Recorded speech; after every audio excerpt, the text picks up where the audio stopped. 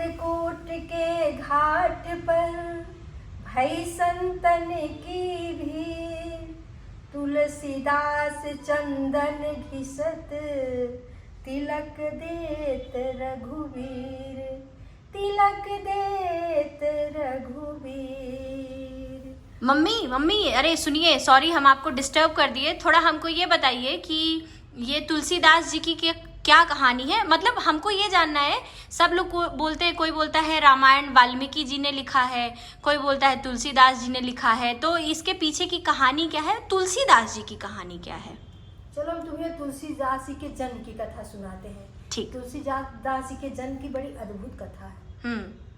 तो पहले उनकी कथा सुनाते, फिर आगे की कथा सुनाएंगे।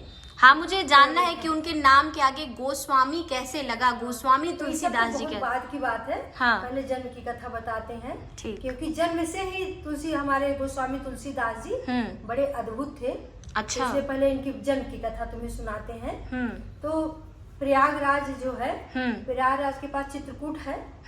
चित्रकूट के पास एक नगर है राजापुर। अच्छा, गांव का नाम राजापुर है। उसी गांव में हमारे गोस्वामी तुलसीदास जी का जन्म हुआ है। इनके पिताजी का नाम श्री आत्माराम दुबे जी था। इनकी माता जी का नाम श्रीमती तुलसी जी था। अच्छा। और गोस्वामी जी का जन्म सन 1554 में। अच्छा, 1554 में। हाँ। सावन महीने में। अच्छा। शुक्ला सप्तमी के दिन हुआ था। हाँ। और कहते हैं अद्भुत, मतलब अभुक्त मूल होता है, जो कहते हैं इसमें मूल में पड़ गए हैं। हाँ। उस मूल में इनका जन्म हुआ था। हाँ। अद्भुत नक्षत्र था, मतलब दिव्य बालक थे। हाँ, दिव्य थे ही।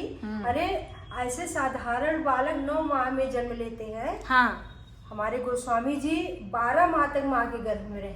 ओ, 12 माह के बाद इनका जन्म हुआ। 12 में 1 साल तक। हाँ, 1 साल तक ये गर्भ में रहे हैं। ऐसे बच्चे जो जन्म लेते हैं, हाँ, तो रोते हैं। लोग कहते हैं, बोलते कहाँ, मतलब हम कहाँ आ गए। हाँ। लेकिन गोस्वामी जी जन्म लिए थे। हाँ। तो श्री रामचंद्र जी का नाम लिए हैं। ओह, अच्छा। हाँ। श्री रामचंद्र जी का नाम बोले हैं जन्म लेते ही। हाँ। और जन्म लेते ही इनके मुंह में 32 दांत भी थे। पैदा होते 32 दांत थे इनके मुंह में। ओहो। और इतने अद्भुत थे कि जैसे बच्चे जब 5 वर्ष के हो जाते हैं, जन्म लेते ही, उसी तरीके से जब 5 वर्ष का बच्चा जन्म लिया, मतलब हो गया। मतलब बड़े पैदा हुए, इतने बड़े पैदा हुए थे, अद्भुत थे। हाँ। अब ऐसे बालक को देख करके इनके पिता को होती ना शंकाएं होने लगती हैं कि जन्म लेते ही प्रभु का नाम लिया। मुंह में सबसे अद्भुत तो था, मुंह में 32 दांत थे। हाँ। शरीर की लंबाई थी 5 वर्ष जैसे, मतलब बच्चे जैसे था। हाँ। भयभीत होने लगे, कोई अमंगल की मतलब वो करने लगे। हाँ। कुछ अमंगल ना हो। अच्छा। डर गए।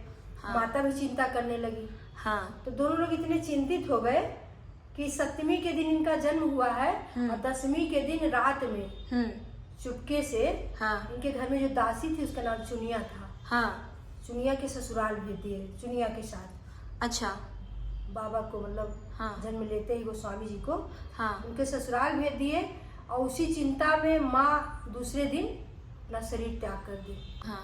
अच्छा, चुनिया बड़े ध्यान से इनका पालन पोषण करती रही, ध्यान देती रही। हाँ। लगभग 7 वर्ष के हुए होंगे। हाँ। चुनिया भी शरीर त्याग दी।